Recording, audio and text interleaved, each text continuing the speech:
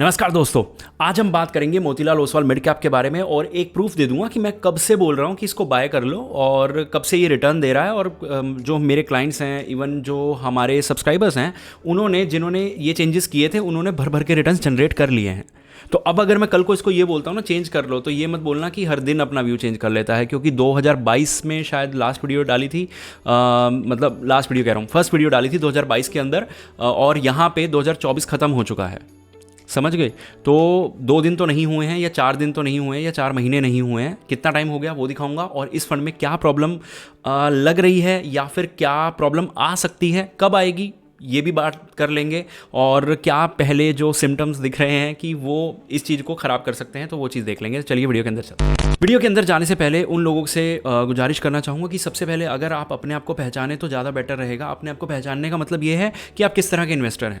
अगर आपको लगता है कि यार मुझे भाड़ में गए रिटर्न्स, मुझे कुछ नहीं लेना देना, मेरे को बस एक एफडी से ऊपर रिटर्न चाहिए, बस इंडेक्स इन्वेस्टिंग आपके लिए है। ना वीडियो देखने की जरूरत पड़ेगी, ना हमारी सर्विसेज की जरूरत पड़ेगी। सेकंड नंबर पे आप उन लोगों में से हैं जिनके पास भर भर के टाइम है, सिर्फ टाइम है। नॉलेज तो आप लोग गेन कर लोगे अगर आपके पास बहुत ज़्यादा टाइम है तो, ठीक है। तो अगर आपके पास टाइम है, निकाल सकते हो तो बढ़िया है। वीडियो देखो, समझो, और भी वीडियोस देखो, धीरे धीरे और समझो, नॉलेज गेन करो, पोर्टफोलियो चलाओ। उन लोगों के लिए जिनको लगता है कि टाइम नहीं है या फिर कल को टाइम नहीं रहेगा, टाइम के क्रंचेस होंगे, तो वहाँ पे उस पे स्क्रीन पे जो नंबर दिख रहा है आपको वो हेल्प करेगा किस तरह से आपका पोर्टफोलियो हम मैनेज करेंगे, और जिसमें लॉन्ग टर्म कमिटमेंट होता है एक तरह से हमारी साइड से, तो आपको रिटर्न्स भी मिलेंगे। और हाँ, इसमें थोड़ा सा ये होता है कि आपको टाइम भी नहीं निकालना पड़ेगा, लेकिन आपकी कॉस्ट लगती है। लेकिन वो कॉस्ट मेरा काम है कवर करना, वो कैसे, वो वहाँ बात कर लेंगे। अभी चलते हैं वीडियो के अंदर और देखते हैं कब पहली वीडियो डली थी। यहाँ पे सबसे पहले अगर मैं बात करूँ तो मोतीलाल ओसवाल मिड कैप जब हमने बोला था इसका टाइम आ गया है, तो अब इसका टाइम चला गया है। ये वीडियो आप देख रहे हो, पहली वीडियो डली थी 18 नवंबर 2022 में। 23 में भी नहीं डली मेरे भाई, ठीक है, मुझे लग रहा था 23 में डली है। चलो 18 नवंबर से 2022 से काउंट कर लेते हैं आज की डेट।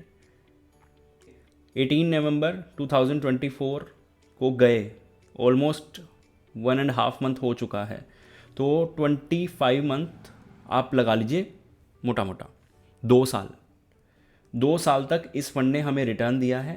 1 साल हम इसको वेटिंग पीरियड और मान लेते हैं, तो ये हमारा उन फंड्स में से रहा कि इसने रिटर्न्स हमें दिए और हमने इसको पोर्टफोलियो में 3 साल रखा।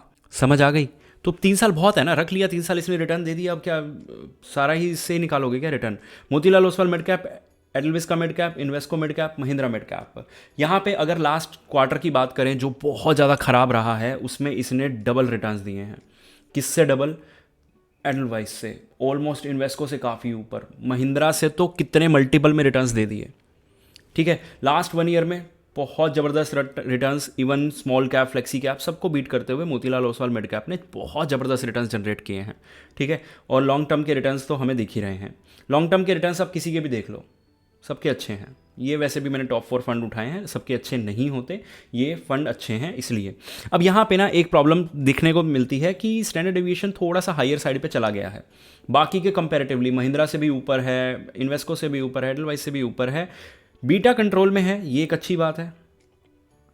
शार्पे ठीक है, बेटर है, सोटिनो काफ़ी बेटर है, अल्फा भी अच्छा खासा जनरेट हो रहा है, ठीक है। तो सब यहाँ पे बढ़िया ही है, लेकिन एक क्वेश्चन मार्क छोटा सा यहाँ पे लगता है, ठीक है। सेम चीज़ मैं क्वांट के लिए जब बोलता था कोई नहीं सुनता था और क्वांट को पोर्टफोलियो में भर लेते थे।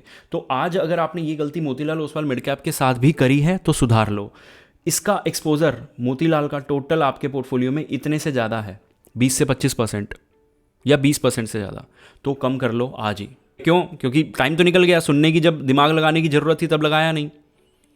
अब मैं यहाँ पे बोल रहा हूँ कि एक्सपोजर कम कर लो, 20-25% कर लो, क्योंकि मुझे पता है तुमने बहुत ज़्यादा इसके अंदर भर रखा होगा। और ये गलती कौन लोग करते हैं, मैंने एक वीडियो बनाई है इस वीक की गलतियों वाली, कि जो लोग बहुत गलतियाँ करते हैं, और मेरी वजह से भी गलतियाँ करते हो आप लोग, तो मेरी वजह से क्या क्या गलती होती है ताकि आप तो दोबारा ना करो, उस वीडियो को ध्यान से देख लीजिएगा। अब यहाँ पे टेक्नोलॉजी में आप 20% डाल रहे हो, बहुत अच्छी बात है। सेक्टर जो टॉप 3 सेक्टर्स हैं बहुत तगड़ा है, मज़ेदार है।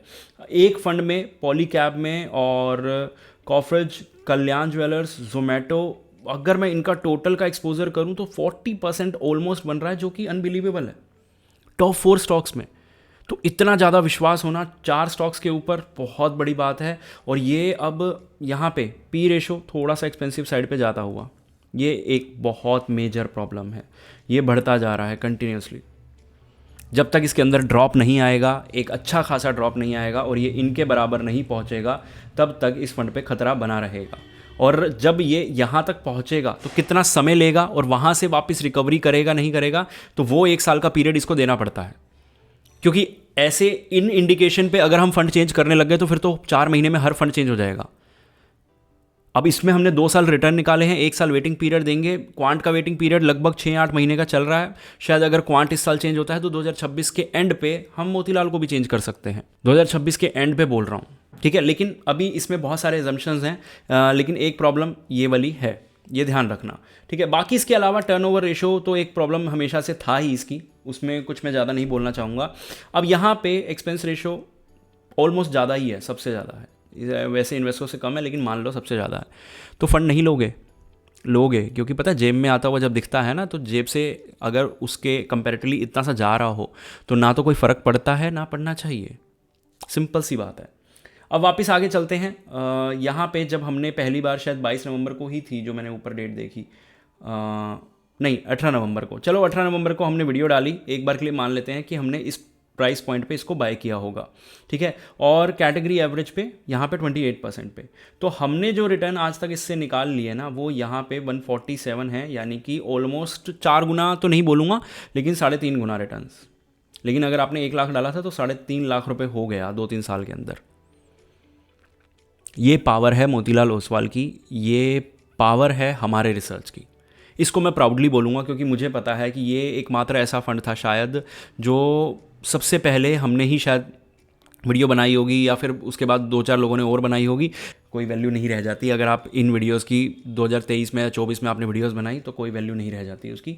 सबसे बड़ी वैल्यू थी कि आपने पहली बार कब बनाई, पहली बार अपने सब्सक्राइबर्स को कब बताया कि ये फ़ंड बहुत अच्छा काम कर रहा है, जगह बन सकती है, ठीक है। तो यहाँ पे लार्ज कैप के अंदर एक और चीज़ मैं आपको समझाना चाहूँगा। यहाँ पे आप मेरे को एक बात बताओ यार, मिड कैप के अंदर इसने पैसा डाला हुआ है कितना, 66%।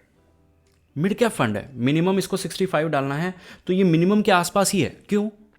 क्यों ये एक्सपोजर नहीं ले रहा बाकी स्मॉल कैप के अंदर, क्यों ये एक्सपोजर नहीं ले रहा मिड कैप के अंदर? भाई इसको भी पता है कि ये कैटेगरीज बहुत एक्सपेंसिव हो चुकी है, तो जितना मैक्सिमम ये लार्ज कैप में ले सकते थे इन्होंने ले लिया। तो अब आगे जाऊँगा। एक चीज़ मुझे देखने को मिली कि यार नंबर ऑफ स्टॉक्स यार बहुत तगड़े मतलब डाउन आ गए हैं। ये एक अच्छा सिग्नल हो सकता है, लेकिन टर्नओवर रेशो क्या रहेगा तो अगले क्वार्टर में रिव्यू करके बताऊंगा ज़रूर। जो नया ये सिनारियो निकल के आया है ना मोतीलाल के अंदर, क्या नई स्ट्रैटेजी है और काम करेगी, क्योंकि एक फंड चलता चलता अपनी स्ट्रैटेजी चेंज कर देना ये बहुत कम होता है। तो मतलब इनको भी पता था, जो डर हमें लग रहा था वो डर इनको भी लगा और इन्होंने स्ट्रैटेजी टाइम से चेंज कर दी। और मुझे अभी इस वजह से थोड़ा सा लग रहा है कि यार उम्मीद है कि ये कुछ कर जाएंगे, लेकिन देखते हैं फिर भी। अब लार्ज कैप में 31%, मिड कैप कैटेगरी एवरेज 13% है, और यहाँ पे स्मॉल कैप में कैटेगरी एवरेज 16% डालते हैं मिड कैप वाले, लेकिन यहाँ इस फंड ने कुछ भी नहीं डाला हुआ। स्टॉक्स की बात करें तो ये टॉप स्टॉक्स हैं, मैं आपको पहले भी दिखा चुका हूँ, ठीक है। यहाँ पे आप देख सकते हैं ट्रेंट एक कम्प्लीटली न्यू बाइंग है, Mahindra and Mahindra completely new buying है, कल्याण ज्वेलर्स ये 3 नए बाइंग है, और हर महीने आपको कुछ ऐसी नई बाइंग और सेलिंग मिल जाएगी। सेलिंग की बात करूं तो टोटल औरोबिंदो फार्मा को कंप्लीटली एग्जिट करवाया है, जियो फाइनेंस को सेल किया है, बीएससी को सेल किया है, बजाज ऑटो सेल किया है। सबसे ज़्यादा बाइंग हुई है ट्रेंट के अंदर, सेकेंड नंबर पर, और ट्रेंट इनके टॉप 10 में आ गया। वैसे तो क्या टॉप 10 में आना, इनके 27 तो टोटल स्टॉक्स हैं, और ये एक अच्छी बात है, ठीक है। होपफुली आप समझ गए होंगे। इस तरह की इंटरेस्टिंग वीडियोज़ के लिए हमें फॉलो करें। मिलते हैं अगली वीडियो।